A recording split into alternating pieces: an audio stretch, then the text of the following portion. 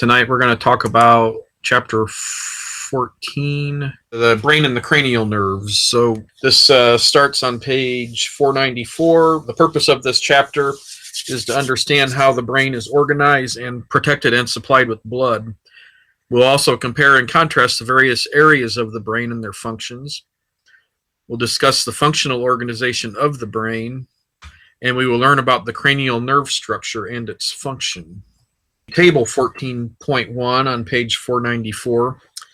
And the development of the nervous system begins with thickening of the ectoderm called the neural tube. So you can kind of see there this neural tube and how it develops over a period of time. So we've got about 3 to 4 weeks, 5 weeks, and then at 5 weeks we see this. And then also the other thing to note about this slide is that all of the nervous tissue in the body, whether it's the brain, the spinal cord, the nerves, etc., is developed from the ectoderm. And then, of course, the brain has its principal parts. So this is figure 14.1 on page 495. We see our cartoon and then our image of a real brain. So the main 4 parts are the cerebrum, the cerebellum, the brainstem, and the diencephalon. And we'll talk more in detail about those as the lecture progresses. The brain is protected by a few different things here. For starters, it's protected by the cranial bones, or collectively those are known as the skull, the cranial meninges. We talked about the meninges last week when we were talking about the spinal cord. And it's the exact same layering that you see on the spinal cord.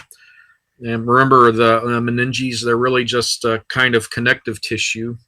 And so you see here we've got the pia mater, the arachnoid mater, and dura mater. And they are arranged just as they are in protecting the spinal column, where the dura mater is going to be the most superficial, and then the pia mater will be the most deep, and then the arachnoid mater, of course, is there in the middle. And the reason it's called the arachnoid mater is because it looks like a spider web or something. So, and then also the cerebrospinal fluid is something else that helps to protect the brain and the spinal cord. Remember last week I was saying that to me, really, the spinal cord is really just an extension of the brain. And so the cerebrospinal fluid encases that spinal cord, and it also encases the brain. And there's also some cerebrospinal fluid, or CSF, in the inside of the brain in the ventricles, and we'll talk about that here in a few slides. So here we're looking at figure 14.2 on page 496. Well, here's our skin, and then our bone, our skull, and then you can kind of see the layers of the meninges. Here's our cerebral cortex, or our cerebrum, as we called it a few slides ago. And you can kind of see how the pia mater is just lining the outside of the brain. There's our arachnoid mater here. It kind of looks like a spider web. Like I said, that's why they call it the arachnoid mater. And then the dura mater, which in the brain, it's actually 2 layers. And then this is also a figure 14.2 on page 496. And this is just gives us a different view. So now we're looking at the sagittal section of these. And then this falx cerebri, it's an extension of the dura mater, but goes through the brain. And you can kind of see how it branches. And then here's the inferior sagittal sinus. So this dura mater, this falx cerebri, connects the dura mater with this inferior sagittal sinus. And then here you can kind of see it in like a real live skull, and you even see a little brain in there, but you can kind of see the layers here and stuff. Blood flow to the brain. This is very important stuff. The blood flows to the brain by the vertebral and carotid arteries and flows back to the heart via the jugular veins. Like I said, this is a very important stuff here. And this is an interesting fun fact. If you like to play Trivial Pursuit, maybe this is a good fact to know, but the brain utilizes about 20% of the body's oxygen supply. However, it doesn't say this on the slide, so think about it for a minute. The brain uses about 20% of the body's oxygen supply, but the brain is about 2% of the body's total weight. So relatively speaking, the brain doesn't really compared to the whole body, it doesn't count for that much. Sure, it's a relatively large organ, but it takes a lot of blood to run the brain. I mean, the brain is the center of consciousness, and your brain helps maintain homeostasis, and it does so many things that you don't even think about, involuntary things. You know, all that stuff is a result of the brain's activity. So since the brain is basically 24/7, you know, it's just working nonstop. Relatively speaking, it needs more of that body's oxygen supply in order to maintain its functions and to help you to maintain homeostasis so you can continue on with your life. Albeit, though, any interruption of the oxygen supply can result in weakening, permanent damage, or death of brain cells. Glucose deficiency may produce mental confusion, dizziness, convulsions, or unconsciousness. People with diabetes, if they have those symptoms, towards the end of the lecture tonight, we'll talk about some of the specific disorders that can go on with the brain, like stroke. And people with diabetes are at risk for those types of disorders, because if the glucose levels drop in the blood, even though the brain's taking up all this oxygen in it, so therefore the blood supply is very important. If it's not getting the glucose that it needs, the sugar, that could be troublesome, and you know, you could even lose consciousness to that end. Another way that the brain is protected is by the blood-brain barrier. The blood-brain barrier protects brain cells from harmful substances and pathogens by serving as a selective barrier to prevent the passage of many substances from the blood into the brain. The blood-brain barrier can prevent the entry of therapeutic drugs. An injury to the brain may cause the breakdown of the blood-brain barrier, permitting the passage of normally restricted substances into the brain tissue. So the blood-brain barrier typically only allows lipid-soluble substances to pass. So things that are not lipid soluble are most likely not going to be able to get into the brain, with the exception of water. It will let water molecules pass. It talks about it here in some subsequent slides, but just a little preface here. There is a small part of the brain that does not have the blood-brain barrier. So, you know, some of those non-lipid soluble substances can actually get to certain parts of the brain, and we'll talk about that here in a few slides.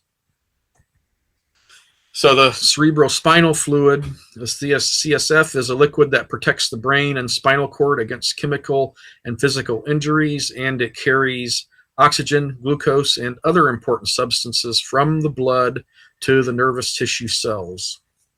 So we were already talking about the CSF, and I'm actually going to come back to this slide in a few minutes, but this is a really good cartoon here, and this is on page 498, figure 14.3.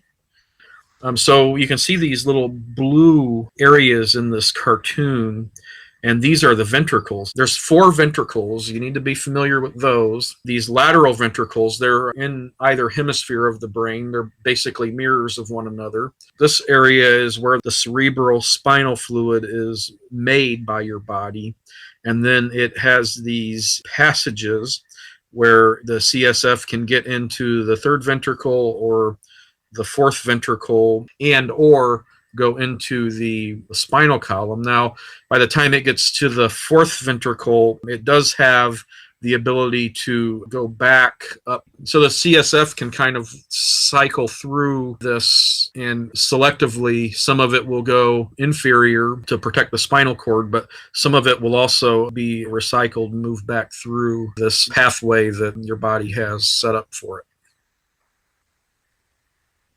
So the ventricles and the choroid plexus. The ventricles of the brain contain the CSF, the cerebrospinal fluid, and the choroid plexus make the CSF. So here we see a transverse cross-section of the brain, and we can see the lateral ventricles. This little arrow going out here to this cartoon, this is going to be your blood vessel, and you can see the pia mater, and then there's substances that will be extracted from the blood, and then that helps to make the CSF, and that's all done right here in this area of the lateral ventricles. The slide we were just viewing is 14.4 on page 499, And if we turn to page 500, we see figure 14.4 continued, where it outlines here the flow of this. It shows all the lateral ventricles and how, this is why I was going to go back, because see, the interverticular foramen is this little passage between the lateral ventricles that lead it to the third ventricle. And then the third ventricle is going to lead it to the fourth ventricle, etc. And then you can kind of see how the atrial blood's going to go up. It's going to go and interface with the choroid plexuses and going to go into the lateral ventricles. The atrial blood can also go to the third ventricle, and it can be manufactured there and it can be manufactured here. When it gets recycled, some of those waste products that may be created during that process can diffuse back into the venous blood and be returned to the heart and lungs to be reoxygenated and continue through the process there. And this is just on page 591. And this gives us this coronal section of the brain. This is still a cartoon, obviously, but we can kind of see here how the ventricles look from this view. See the spinal cord and where we see these spaces here. Yeah, and this is a better view for that, to just kind of imagine that. I know this is just an artist's rendition, and most likely in your brain it's not really blue, but it's just kind of trying to show you the differences there and how it's situated in the brain. Brainstem and reticular formation. So now we're kind of getting into the parts of the brain, and the first part we're going to talk about is the brainstem, and this is figure 14.5 on page 502. But the brainstem is composed of three parts: the medulla oblongata, the pons, and the midbrain. Now this list of parts of the brainstem is inferior to superior, so that means that the midbrain is superior to the medulla oblongata. The medulla oblongata is continuous with the superior aspect of the spinal cord and contains portions of both motor and sensory tracts. So the medulla oblongata is where the brain connects to the spinal cord. All right, and we can see here by looking at figure 14.6 on page 503, this medulla oblongata is innervated. And you can kind of see how the spinal cord is connecting there and how the nerves are situated in it. These protrusions, called pyramids, are formed by the large corticospinal tracts that pass from the cerebrum to the spinal cord. And you can see those guys outlined here. Well, anyway, so you see these pyramids here. And there's actually some more of them around, but this cartoon isn't really showing all of them. I thought there was another, it might come up later in the lecture. I thought there was a better picture of the pyramids. The medulla oblongata has cranial nerves, the vestibulocochlear nerve, and the hypoglossal nerve. Structural regions are the pyramids and the inferior olivary nuclei. And its function is it regulates your heart rate, your respiratory rate, your vasoconstriction, swallowing, coughing, vomiting, sneezing, and hiccuping. Get it? They're all reflexes, right? So the medulla oblongata is really regulating these reflexes. These are really just reflexes. And I guess if I think about it philosophically, it kind of makes sense, because remember what we said about the spinal cord last week is that, you know, when you get some stimuli coming in and you need a quick reaction, we might not be able to send that stimulus all the way up to the brain, because by the time it reaches the brain, we got to think about it. So it takes a little bit of time off that and allows us to just react through something called a reflex. And so since the medulla oblongata is articulating or continuous with the spinal cord, to me it makes sense that it's going to regulate these types of reflexes. The pons is superior to the medulla oblongata, but it is inferior to the midbrain. And this is actually page 506, the bottom part of figure 14.7.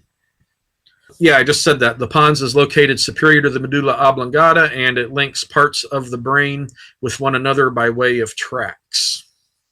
If I was making this book, I would have made a better figure for the pons, because actually this is a figure that we're going to use in a couple slides from. That's why I had jumped ahead like a couple pages, if you remember where we left off on the previous page. But anyway, so you can kind of see the pons here. So here's your medulla region right here, and your pons is kind of located right here. And it's got these tracts that go through here. And we're going to actually talk about this reticular formation and this reticular activating system here in a couple slides. But this is where the pons is, and then the pons is going to have some cranial nerves there, the trigeminal, the abducens, the facial, the vestibular branch of the vestibulocochlear nerve. And also, I should point out, while I'm throwing out all these big fancy terms for these nerves, that actually all these nerves have numbers, and I think there's like 12 cranial nerves that we need to be familiar with coming up later in the lecture. But just so to be clear, that all of these fancy nerve names actually have numbers, so you can either remember them by their fancy name or by their number name. Anyway, so what the pons does, it relays nerve impulses that are related to voluntary skeletal muscle movements from the cerebrum to the cerebellum. The pneumotoxic and apnoistic areas control respiration. Anytime you see the word "new" in front of PNEU, that has to do with air, and taxic is like to move, so it moves air.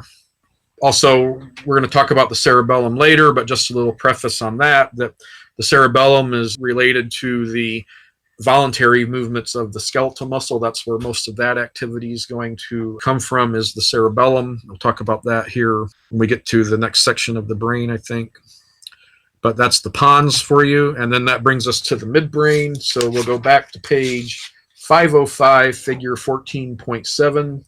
And the midbrain connects the pons to the diencephalon. The midbrain is superior to the medulla and extends from the pons to the diencephalon, basically what I just said. And you can see all the parts of the midbrain here. So now we're back on page 506, 14.7. It's responsible for the cranial nerves, the oculomotor, and the trochlear. And then it has structural regions, the cerebral peduncles, the corpora quadrigemina, the substantia nigra, the red nuclei, and the medial lemniscus. Its function is to convey motor impulses to the cerebrum and the cerebellum and the spinal cord. It sends sensory impulses from the spinal cord to the thalamus and regulates auditory and visual reflexes. So I was talking about this a few slides ago, the reticular formation. I'm still on figure 14.7 on page 506. The reticular formation helps to regulate muscle tone, alerts the cortex to incoming sensory signals, and is responsible for maintaining consciousness and awakening from sleep. So you can kind of see here this reticular activating system, and this is important because the brain is such a complex organ, and we can kind of see here how this reticular formation and this RAS kind of go all throughout the brain. This is just, for lack of a better term, omniscient for the brain. This RAS goes through all parts of the brain, and it helps you to be conscious, and it helps you to wake up from sleep. So we have a summary of the function of the brain stem. The medulla contains sensory ascending and motor descending tracts. The cardiovascular center regulates heartbeat and blood vessel diameter. The medullary respiratory center, together with the pons, regulates breathing. Contains the gracile nucleus, the cuneate nucleus, the gustatory nucleus, the cochlear nuclei, and the vestibular nuclei. These are components of the sensory pathway of the brain. Its inferior olivary nucleus provides instructions that the cerebellum uses to adjust muscle activity when learning new motor skills. The other nuclei coordinate vomiting, swallowing, sneezing, coughing, and hiccuping. They contain nuclei of the origin for the vestibulocochlear, glossopharyngeal, vagus, accessory, and hypoglossal nerves. The reticular formation, also in the pons, midbrain, and diencephalon, functions in consciousness and arousal. And what it means by arousal is waking up from sleep. The pons contains sensory motor tracts. Pontine nuclei relay nerve impulses from motor areas of the cerebral cortex to the cerebellum. This contains vestibular nuclei along with the medulla that are part of the equilibrium pathway to the brain. The pontine respiratory group, together with the medulla, helps control breathing.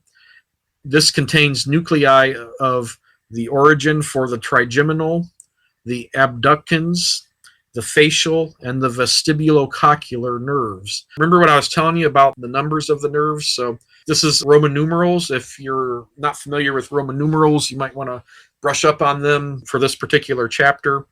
But you can kind of see here that the trigeminal nerve is number 5. The V means 5. And then if you have a 5 and a 1, that's 6. But if this I is on the other side, that's 4.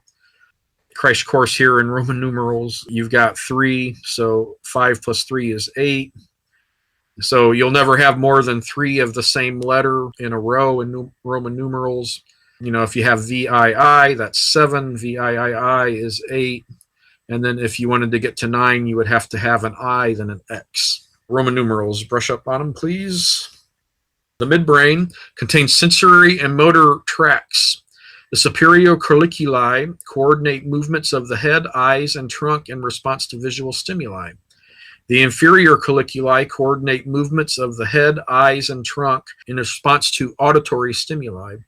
The substantia nigra and red nucleus contribute to the control of movement, and this contains the nuclei of the origin for the oculomotor and trochlear nerves. And you can see there again the Roman numerals. If you don't want to remember all these fancy words, you can remember them by the Roman numerals.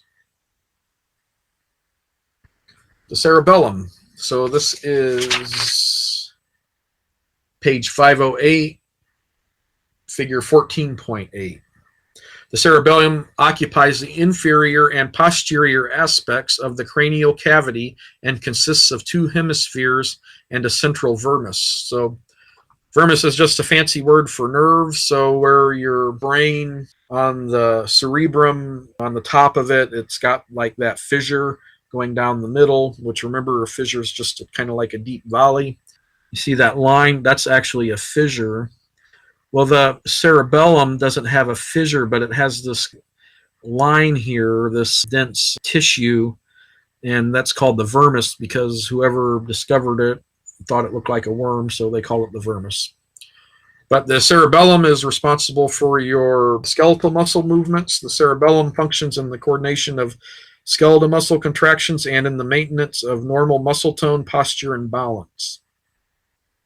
If you have ever partaken in alcohol, that's one of the areas of the brain that alcohol affects is the cerebellum. So when you drink alcohol, it's affecting your cerebellum, and that's why people who drink alcohol, sometimes they stumble or whatever. If you're driving, don't ever do this. Don't drive while you're drinking, but if you do or if somebody does, you can see it on the police shows on TV, or I think you could probably even find some of that stuff on YouTube where the policeman pulls somebody over for, maybe they swerved or, went over across a double line or something. So the police have a reason to pull you over, and then they notice the smell of alcohol when they're talking to you and they ask you to get out. And then what do? Well, they ask you to walk a straight line. They give you, if they're not going to give you a breathalyzer, then they will maybe give you that field test. And I think you have to consent to that. I don't know. I would say that if you get pulled over for anything and they ask you to take a test, I would lawyer up. But that's just what I would do. I wouldn't do anything until I have a lawyer, and you're perfectly within your rights to do that. But there are people, maybe they think that they're not really that drunk, or that they can pull the wool over this policeman's eyes, walk a straight line. And so people will agree to the field test. And if you fall off, I don't know. I'd just rather get a lawyer because to me, it's all subjective. What if I'm having problems with my equilibrium or something? This isn't a class on political science or constitutional law. I'm just saying that's how I would handle the situation. But bigger point here is that the cerebellum controls your skeletal muscle, And if you drink alcohol, the alcohol is affecting the cerebellum. Therefore, your skeletal muscle is a little bit more exaggerated and not as precise as it could be if you are sober and if you don't drink. The diencephalon. Let's look at figure 14.10 on page 511. The diencephalon is composed of the thalamus, the hypothalamus, and the epithalamus. It's not a real good picture of it there on figure 14.10 because this is actually a better picture here on the slide because it's bigger. And then it's got the labeling here. That one doesn't have the labeling. Let's talk about this figure in a few slides, okay? Let's go back to page 509, figure 14.9. So you can kind of see here that the thalamus is kind of this blue egg-shaped region of the brain. So we're seeing this lateral view of the right cerebral hemisphere, and then we've got this medial view of the left cerebral hemisphere. So this is just this brain's-like cut in half there.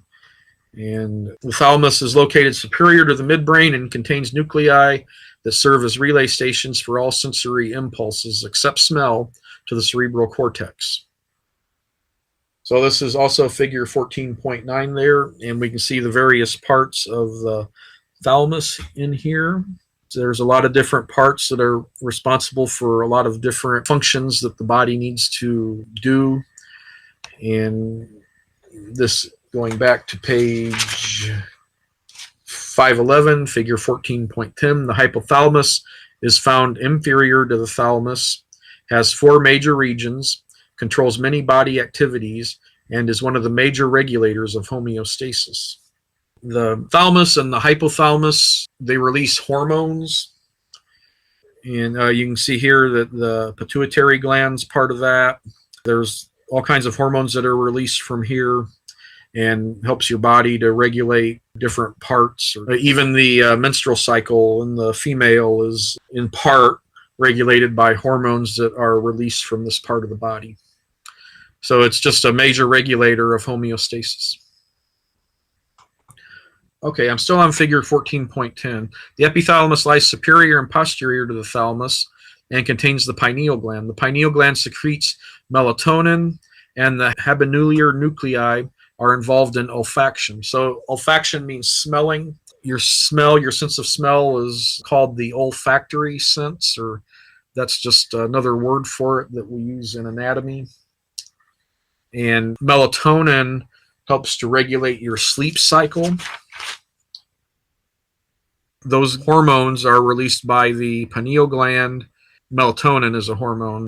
Olfaction is not a hormone, so don't get confused on that. Olfaction is what we call a special sense. So the special senses are your hearing, your sight, and your smell. We'll talk more about the special senses here in a few slides, but olfaction is not a hormone, so don't get confused there. But melatonin is, and melatonin, as I said, helps to regulate your circadian rhythms and your sleep cycle. Okay, the circumventricular organs of the diencephalon. So parts of the diencephalon, the circumventricular organs, can monitor chemical changes in the blood because they lack a blood-brain barrier. Remember I was telling you about part of the brain that doesn't have the blood-brain barrier? And that's found here in the diencephalon. So the circumventricular organs include a portion of the hypothalamus, the pineal gland, and the pituitary gland. The CVOs coordinate homeostatic activities of the endocrine and nervous systems. Okay, so the endocrine system deals with your hormones collectively, and not only are hormones released from your brain, but you've got glands that release hormones on top of your kidneys and in other parts of your body, so hormones are not exclusive to the brain. There's other hormones made in other places of your body, but this is important because a part of the brain does need to come in contact with the blood so it gets an idea of what's actually going on in the system. In other words, it needs to be able to sense, to have some direct contact with the blood so it can help you to better maintain homeostasis. So let's summarize the functions of the diencephalon. We started with the thalamus. This relays almost all sensory input to the cerebral cortex. This contributes to motor functions by transmitting information from the cerebellum to the corpus striatum to the primary motor cortex of the cerebral cortex. It also plays a role in maintenance of consciousness. The hypothalamus controls and integrates the activities of the autonomic nervous system, produces hormones including releasing hormones, inhibiting hormones, oxytocin, and antidiuretic hormone. Antidiuretic hormone deals with your blood sugar and your urinary system. It also regulates emotional behavioral patterns together with the limbic system. It also contains feeding and satiation. When you're satiated, you're content. You just had a big dinner and you don't really want to eat anymore. You're satiated. It helps you to regulate your eating. Your thirst center regulates drinking. And the suprachiasmatic nucleus regulates your circadian rhythms, and we talked about that a few slides ago.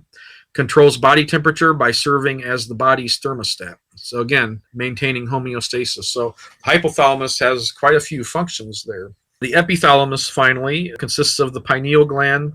It secretes melatonin and the habenular nuclei that are involved in olfaction. The cerebrum. Cerebral cortex. So this is the part of the brain that, if you ask somebody to draw a picture of a brain, this is probably what they would draw. All of the wrinkly lines, sulci, sulci, which is plural for sulcus. And then, of course, the fissure that goes down the middle. And then all of the wrinkles, quote-unquote wrinkles, are the sulci or the singular sulcus. So the cerebral cortex is composed of gray matter, which contains billions of neurons. The gyri, fissures, and sulci can be identified on the cortex. Deep to the cortex is white matter, composed of tracts of neurons that connect parts of the brain to each other and the spinal cord. So remember from last week, when we talked about the spinal cord, the gray matter was kind of in the center there, and the white matter was on the radius of it's more like an oval shape, but on the outside. And that, remember, the gray matter was like H-shaped, looked like an H. And so once it gets into the brain, though, now the gray matter is on the outside and the white matter is on the inside. So, food for thought, huh? No pun intended. A bundle of white matter tracts called the corpus callosum connects the right and left hemispheres of the cerebrum. So this is figure 14.11 on page 513. And we can see the anatomical details of the cerebral cortex there. So one thing that you can remember back from the skeletal system is that, remember we were talking about the bones of the skull, that we said that they were named for the lobe of the brain that they were associated with. So the frontal bone, the frontal lobe, the parietal bone, the parietal lobe, the occipital bone, the occipital lobe. Here's this longitudinal cerebral fissure I keep talking about.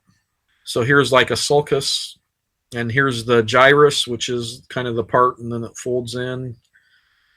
And this whole part here in the pink is what we call the cerebral cortex. And then we can see the white matter in here. And again, here's our fissure that we keep talking. Fissures of just a deep, deep groove. The cerebrum can be divided into the frontal lobe, the parietal lobe, the temporal lobe, the occipital lobe, and the insula, which the insula is deep in the brain, so it's a lobe within the brain. So the frontal lobe, this is mostly connected or associated with your motor activity. And also the cerebellum is, but we're not really talking about the cerebellum right now, but the frontal lobe definitely deals with motor responses. The parietal lobe has more to do with your sensory responses, or your ability to sense your environment.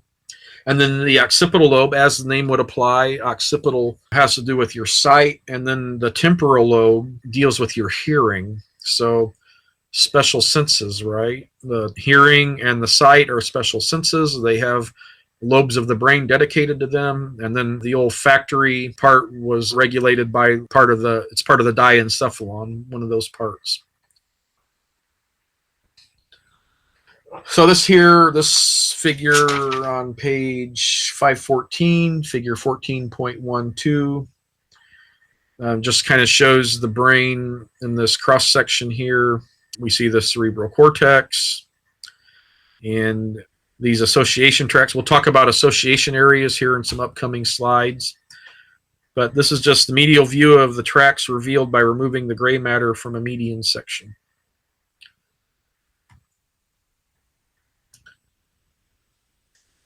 This is page 515, figure 14.13. The basal nuclei are paired masses of gray matter in the cerebral hemisphere. Yeah, so what's important to know is that the basal nuclei makes up this body or this part of the brain that we call the corpus striatum. And you can see the three different parts of that in the dark blue. And then it's showing it here from the side view. The limbic system is found in the cerebral hemispheres and in the diencephalon. So this is figure 14.14 on page 516. And the limbic system deals with emotion and memories. So the hippocampus, this is in the temporal lobe, so this is part of the hearing part of the brain, but your hippocampus is going to deal with your memories. And then the amygdala is the part of your brain that deals with emotions. Functional organization of the cerebral cortex. Specific types of sensory, motor, and integrative signals are processed in certain regions of the cerebral cortex. They are sensory areas, motor areas, and association areas. So this is 14.15 on page 519. So we can see all the functional areas of the brain here. Auditory association area, so this is going to be in the temporal lobe. And you can kind of see all these different parts of the brain that have certain functions of the cerebrum, in the cerebrum. So let's summarize the functions of the cerebrum. Sensory areas of the cerebral cortex are involved in the perception of sensory information. Motor areas control execution of voluntary movements. Association areas deal with more complex integrative functions such as memory, personality traits, and intelligence. The corpus striatum helps initiate and terminate movements, suppresses unwanted movements, and regulates muscle tone. The limbic system promotes a range of emotions, including pleasure, pain, docility, affection, fear, and anger. Table 14.3, page 522. Your brain then is divided into the left and the right hemisphere, and you can see that both hemispheres have different functioning. So for starters, they say that the left hemisphere actually controls the right side of your body, and the right hemisphere controls the left side of your body. That's interesting. And furthermore, the left hemisphere, if you were to say somebody's left brain, they could be very good at math, reasoning, logic. And then the right, referred to as right brain, you know, they're more artistic, maybe space and pattern perception. Some of this stuff, I don't know. I know a person who has good numeric and scientific skills probably has some pretty good space and pattern perception, because, this would imply that you're skilled with geometry, which is very numerical and scientific. And if you're good at geometry, you're going to have some space and pattern perception abilities. This table here, it's in the book, so if I ask a question about it, take the answer from the book. But I think that much of this is nature and nurture. Maybe the right hemisphere is more associated with space and pattern perception. And, if I'm good at 2 + 2 or algebra or calculus, maybe that's coming more from my left hemisphere. But, both of your parts of your brain function together. And depending on how you're brought up, how you take on school, anything's attainable, right? If you want to be really good at something, sure, right? There's some natural ability. Some people are just natural at some things. I get it. I've seen it. Some people, they pick up something like that. Other people, they struggle with it. I've seen it a million times.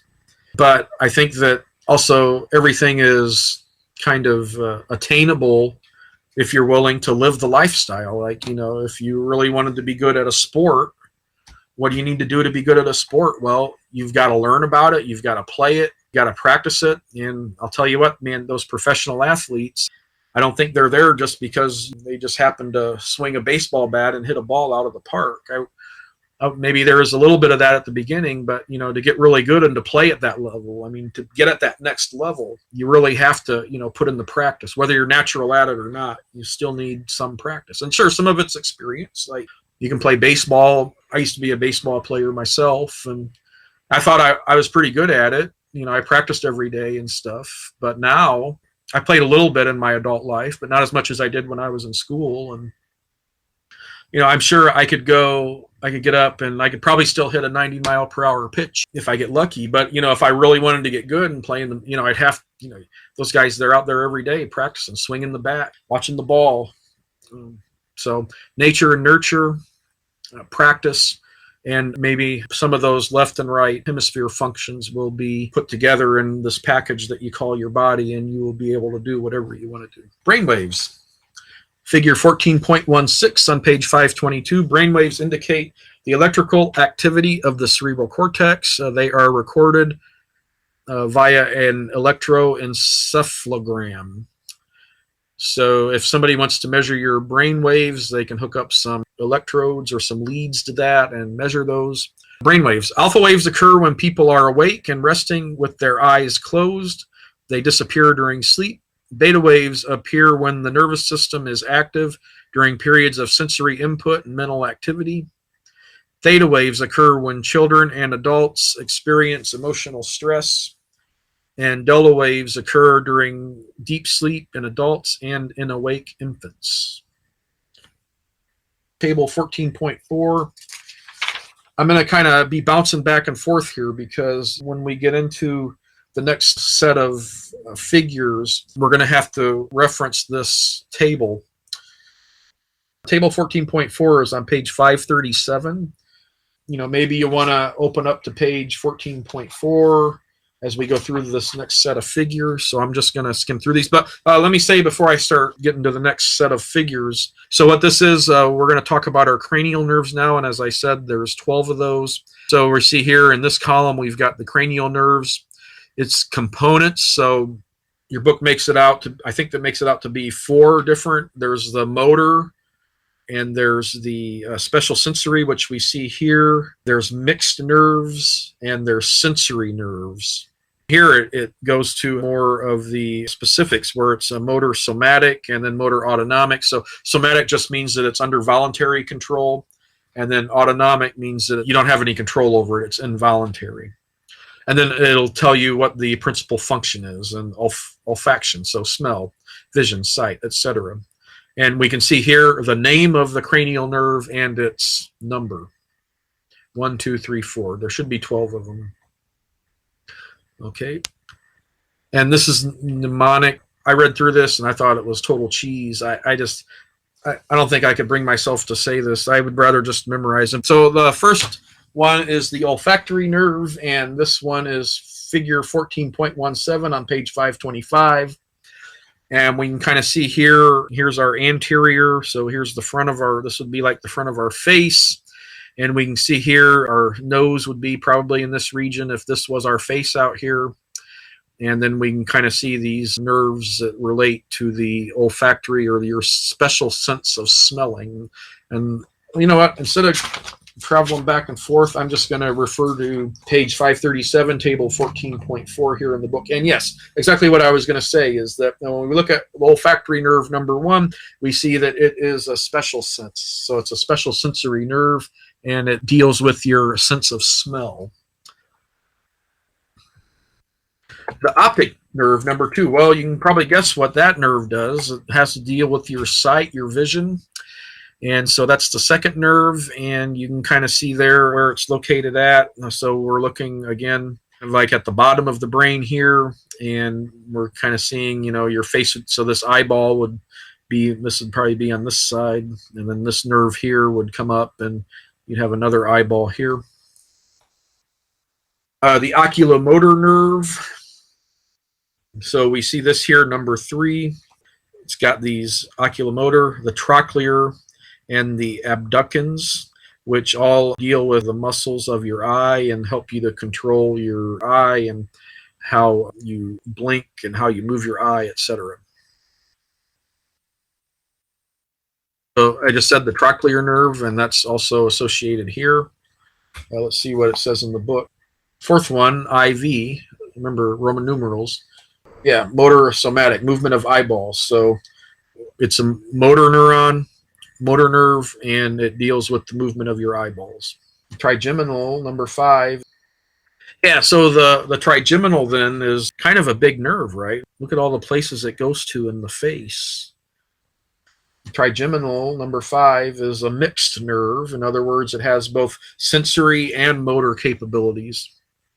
So it helps you to sense if there's a cool breeze on your face, and it helps you to move your face. And you can see how it projects out through the face through this diagram here. Mastication, to masticate is to chew. You can see it here going to the mouth, so this is also going to help you to chew.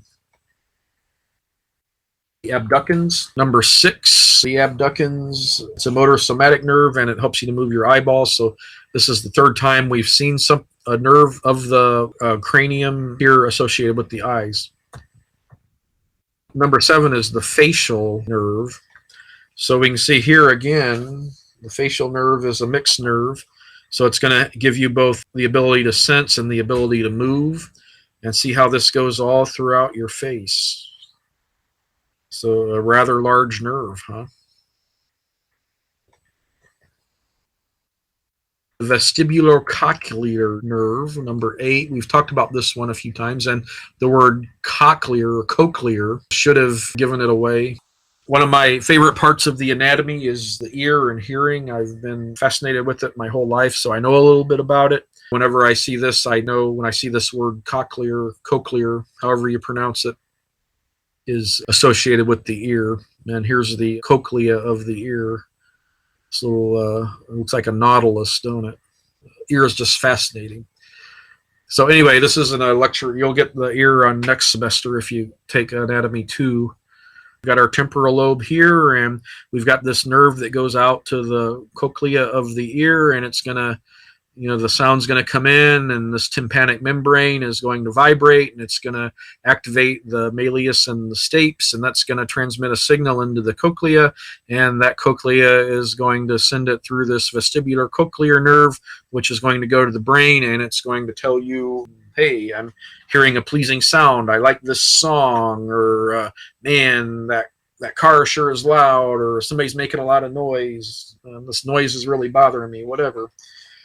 Again, a special sensory nerve dealing with your hearing and your equilibrium. Your equilibrium is something that is in your ear, and it helps you to be able to stand up and be upright and not fall over. It gives you a sense of balance. It's almost like, I guess you would call it maybe like a gyroscope. You know what a gyroscope is? In the old days, they'd use them in airplanes to help navigate, especially if they were flying in clouds and stuff. And anyway, it's kind of like a gyroscope. It just helps you to know your place in space, and helps you to kind of keep your balance and keep your footing about you.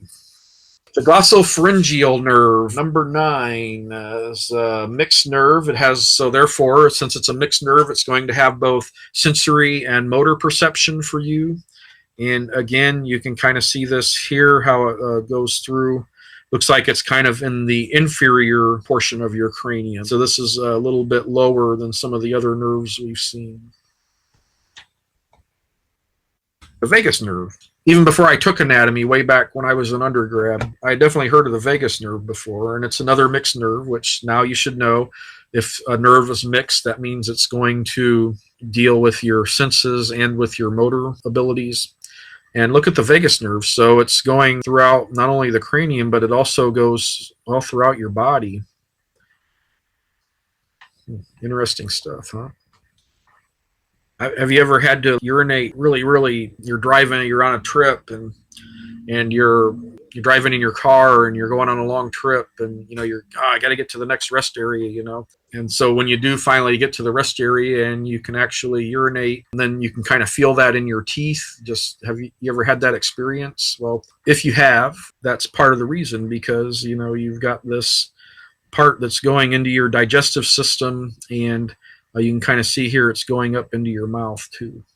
So one interesting thing about nerves is that when you have these long nerves like that, you can touch a nerve in one place and, kind of feel something in another place of your body. It's pretty amazing, actually. I'm not talking about this part of the anatomy right now, but that's why they say if you're going into cardiac arrest, what's one of the signs? You get a pain in your left arm because one of the nerves that's going around your heart that's creating that problem is creating this pain in another location of your body, and that's through the nervous system. So yeah, it's not unheard of. There's all, you can really get into that stuff and different pressure points and things like that, to help. Maybe if you're having a pain in your arm, that maybe I should having a little shortness of breath here, and I'm having a little pain in my arm. Maybe I should be going to the hospital and getting checked out for a heart attack. I'm just saying that, the nervous system goes all out the body, and some of the nerves are connected, and even at places that you may not think. The accessory nerve. So here's another inferior nerve here. This one is going out into the trapezius and the sternocleidoid mastoid muscle here. And you can kind of see how it's connecting here to the spinal cord and the medulla. The accessory nerve is a motor nerve, and it deals with the bronchial, which is the movement of head and the pectoral girdle. So remember, from the muscular system and the skeletal system, you got this girdle here, which is where the axial skeleton articulates with the appendicular skeleton. So that nerve that's in this part of the body is your accessory nerve, nerve number 11. Finally, our hypoglossal nerve, which is number 12. And again, a nerve here going to your mouth, so most likely that's a motor one. Yep. And that has to deal with your speech, your manipulation of food, and swallowing. Let me see here. You do the digestive system next semester. The mouth is really the beginning of the digestive system. Next semester, when you're taking A&P2, one of the things you'll learn is that when you take a bite of food, you will start chewing it, and you'll create something called a bolus. And much like your tongue, my tongue is making it in part so I can talk and you can understand my voice.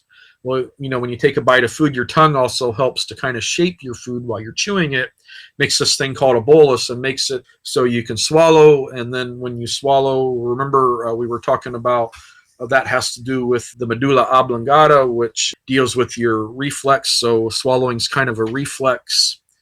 Once it gets back into your throat, the bolus of food, then you've got some involuntary muscles that are going to take it and pull it down into your digestive system, it already is in your digestive system, but down into your stomach. Just saying that manipulation of food and speech, it makes sense that this nerve would be related to those two functions. If it's for one, it should be for the other, because your speech and your manipulation of food are really part of your digestive system. Speech isn't, but it is, because it's coming out of your mouth and you're taking that food, and your tongue's helping to shape it so you can swallow it. So it makes sense all that stuff's connected. The development of the nervous system.